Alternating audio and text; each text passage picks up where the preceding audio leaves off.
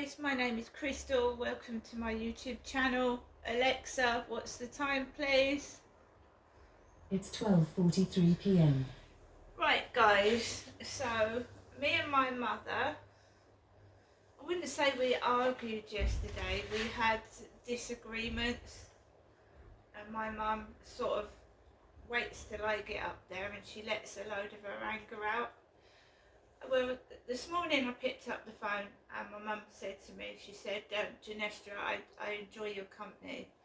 I didn't mean what I said. Fair enough. So I went downstairs about just before I uploaded the last video. I went downstairs to see if I had any post today. This week we've been having a gentleman with a baseball cap on delivering the post, and he rang my buzzer yesterday with that furblet. I had a furblet in the mail, a Furby furblet. It's really funny because it farts and it belches, and that's a children's toy. So he delivered that yesterday, and the day before he delivered something, a parcel. Today I've got absolutely no post at all. No letters, no nothing, no nata, nothing. But I went up to my mum's yesterday, and my mum's given me a load of like crisps. She's given me some money, and you know, I'm not stuck indoors with nothing. I have just cooked my lunch and eaten it, which was corned beef and mashed potato.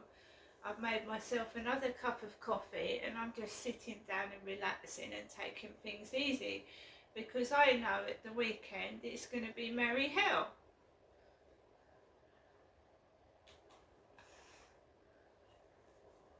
And it's not just been him upstairs. The neighbour I had at the old block of flats, she was a nuisance. Underneath me, because I was living on the top floor at my old block of flats, so she was a nuisance underneath me. But it's worse when it's above you. I find it's worse when it's above, when you've got people stomping. It's called stomping. I haven't just made that up. When people bang with their feet on the ceiling, and so it feels like the kids never sit still. They're running up and down for 4 or 5 hours at a time and yelling and screaming. For someone living on their own, it can be quite daunting, actually.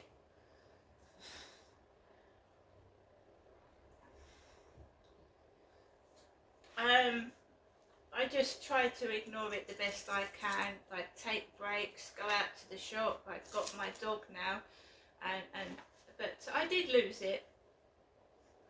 I think it was the weekend before last. I lost it. I started shouting. You know what I mean? Getting wound up and stressed. But then I had this health scare, so maybe because I was having like health issues, it had got on top of me when it normally wouldn't have. There's some banging going on. Someone's banging a door. I don't know where that's coming from whilst I'm trying to speak. So we're going to talk about homelessness. I was married and suffering domestic violence for a number of years, and I didn't leave the marriage until 2004. I had 3 lovely kids, and I didn't want to leave my children behind, but I felt I had no choice. I had a joint tenancy with my husband in a council house. So I lived in a council house with 2 bedrooms, and I left my marriage due to domestic violence. I ended up going up to London, Camden, where this guy had said he was going to look after me. I was naive, I was stupid, and I was desperate for help. And I went up to his flat. He said to me, you know, bring your children with you, you know, I'll look after you. So I left my home with my kids, and this guy was no better than who I was living with. So my ex took the kids back. So he had the children. It was an abusive relationship. He had the children back. And he took over the child benefit. And he basically said to me, you can stay here for a couple of days and then you're going to have to get out. So I felt that he wanted the child benefit, he wanted the money. So on a cold Thursday afternoon, I was forced to go to Herbert Warehouse, the docks in Gloucestershire, and beg for a roof over my head. And I was the victim. Unbeknown to me, I was a joint tenant on that council house. I was a joint tenant. And he had no right to throw me out on the street. So, along with his worker, they told me to go to Herbert Warehouse, the docks, where I was queuing up in a line with alcoholics, drug addicts, and there was a prisoner that had just come out of prison. I was a very vulnerable, very upset woman, and I had to wait 4 hours on a cold bench to get seen. I did not want to go to a domestic violence refuge. I would have rather been put up in a bed and breakfast or a flat of my own. And they decided to put me into this shared house with other abused women. And they put me on the top floor. I was classed as homeless for 2.5 years. It was a very, very difficult time. The female members of staff bullied me. One black woman in particular called Jenny, her name was Jenny. And I was frequently told if I didn't do as I was told that I would have to leave. I persevered with it. I didn't like it. I stayed in a women's refuge in one room for 6 months. And then they move you on to second stage housing. And they moved me into an underground flat where no one could see me. I was terrified and scared. And I felt so alone and I didn't know what to do with myself. My partner was taking control. He still had access to me. He was still telling me what to do. He was still controlling me, even though I was in a women's refuge. And women that are suffering domestic violence need proper support and help, and to be actually kept away from violent partners and aggressive partners. But I wasn't getting the help I needed. So my ex-partner was still able to manipulate and control me because I was allowing him to. Because the refuge that they put me in was near to my ex. It was near to him. So he was manipulating me and controlling me. He was given complete control of my children, even though he had been aggressive towards me and the children. He was given complete control of the kids, and I was treated like I was a criminal, and it was not me. I was not the criminal. I wanted help, I needed support, and I didn't get any. All I got was bullying and victimisation and threats to leave the property if I didn't do as I was told. By females, women.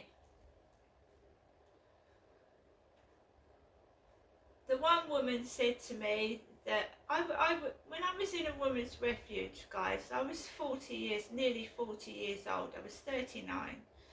And you're not going to look 19 years of age when you're nearly 40, not unless you've got some miracle cream. And this one worker said to me, it doesn't matter that you're fat. She said, we'll get you looking like a 19-year-old, just like that. I went, I'm not fat. I said, don't call me fat, that's rude. That was a worker, and she smoked like a chimney. She had a Golden Virginia pouch with her little backy in it, nicotine-stained fingers, talking to me like that. They're supposed to give advice and support to vulnerable women, and they were bullies, absolute bullies, evil women. The property was not fit to live in, and I complained about it, because you do, don't you? You're not going to live in an inadequate property that's dangerous. They then turned round and said that I had ripped the carpet. Excuse me, that's my buzzer. Hello, thank you.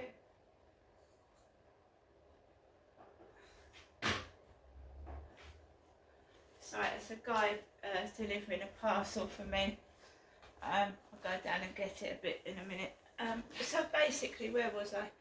Yeah, these women were bullies. They turned round and told the housing that I'd ripped the carpet and I'd stained the carpet when they moved me into a property with a ripped carpet, a stained carpet, a broken gas boiler, a broken fire, and it was extremely dangerous.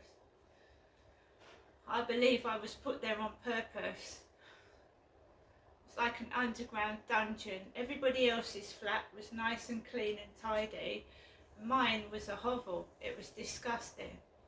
It had this smell to it as well, this like mouldy, stinky smell. It was horrible living in there. I kept complaining, they didn't like it, they started victimising me because I was complaining, so then they moved me into this shitty, dilapidated house. It was like my mum and dad's house in Victoria Road. It was like a replica of inside their house. It had a broken ceiling, it had holes in the walls, it had nails hanging out of the walls. It was disgusting. So I complained about that. Max, I complained about that, and then Max, stop it, darling. Max, so it's a dog outside barking. It started Max off. Come here, good boy. So basically, I ended up being put right near my violent partner, just down the road from him in a council flat. He had access to me. He was taking my children out when I wasn't allowed to take them out. I didn't feel suicidal, but I sure felt depressed and miserable. I did used to get angry when I was homeless. I told you I sat on a church step crying. I actually said, why has God done this to me? I said, I'm the innocent party. And I was sat on the church step crying my eyes out, saying, why has God done this to me?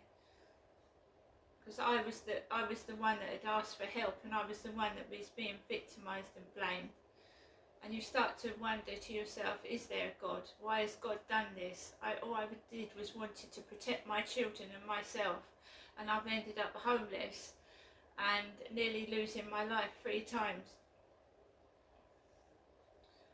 My mum was constantly on the phone.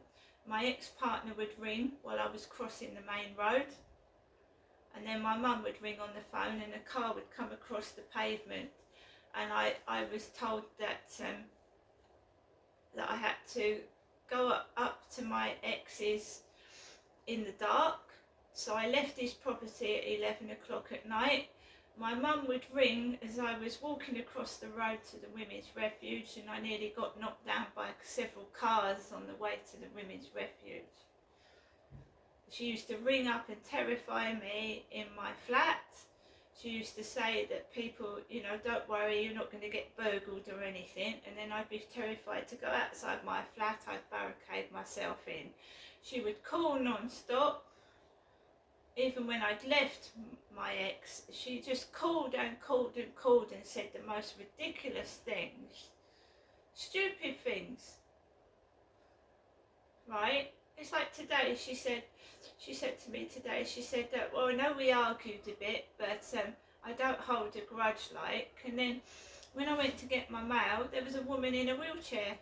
The woman with the wig on in the wheelchair in the flat downstairs was going outside the flat when I went to get my post.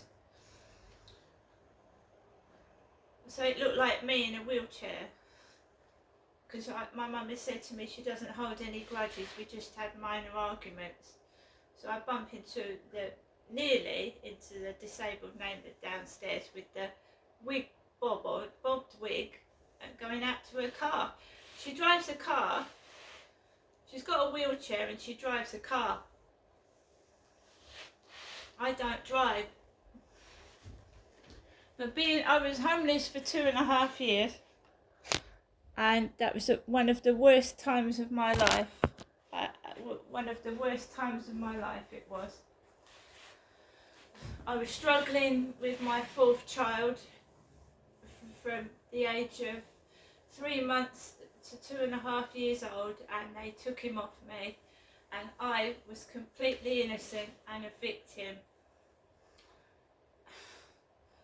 I held on to my child for 2.5 years. I wouldn't let him out of my sight. He was under my arm. I even took him in the bathroom with me everywhere. And then I just gave up. 2.5 years of constantly looking after your child, doing nothing wrong, dealing with a violent ex-partner who was manipulating me and controlling my life, and I get my child taken away, and he had access to my 4th child. Would you believe? It wasn't his child either. He actually was allowed to put my 4th child into care, and it wasn't his child. Because I was so... I'd been married for 18 years, and I loved him. What he was doing to me in the marriage was wrong, but I loved him. And that's why a lot of women don't leave their abusive partners. But I realised it wasn't love, he was controlling me, he was using me, and he was very cruel. And basically I left the marriage, and I nearly lost my life 3 times. But there you go. My 4th child won't see me. I didn't put my 4th child into care. I love my 4th child very, very, very much. And these people were thugs, hooligans, liars. I don't even believe it was a real court and real police. But I don't know what was going on, but it was corruption, it was conspiracy, and I can speak about it now because my 4th child is now 18. He's 18 now, but I haven't seen my 4th child since he was 5 years old. And I was homeless, pregnant. Homeless, walking the streets, pregnant. And then when I gave birth to my child in a women's refuge, I was subjected to hatred and racism because my baby was not completely white. And I was being, I was told, nobody will like your child, nobody will like your child, your other children won't like him, basically because he was a different colour. It was a different colour, it was not dark black or anything like that, but because he was like suntanned. He's half Turkish, my 4th child. And they started a spate of bullying attacks on my baby. They tried to walk off with my baby, and I had 2 attempts at child abduction. They tried to abduct my child twice in shops.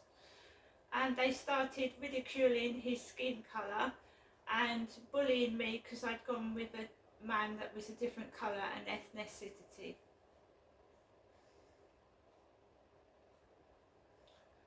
And I don't mind telling everyone about it, so no one can accuse me of being racist because I have a child that is a different colour, and I'm not racist at all. I'll be friends with anybody if they're polite and nice to me.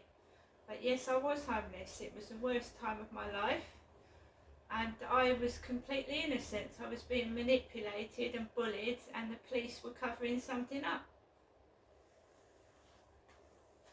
And I wrote to the Gloucestershire police. I wrote to them and I asked them for an apology, and they wouldn't give me one. Neither will the Kent police give me an apology either. No. When I was allegedly raped in 2008, they hadn't even put a computer, they hadn't even put it on the computer. There was no record of it. They didn't even write it down and put it on the computer when I was allegedly raped in 2008. There was no record of it, even though it went in the Medway Messenger. It was bad enough to go into the newspaper, but the police hadn't put a record of it down on their computers. So I just wanted to get that bit out, and then I'm going to keep reading bits of the diary because people write diaries for a reason, you know. See you later.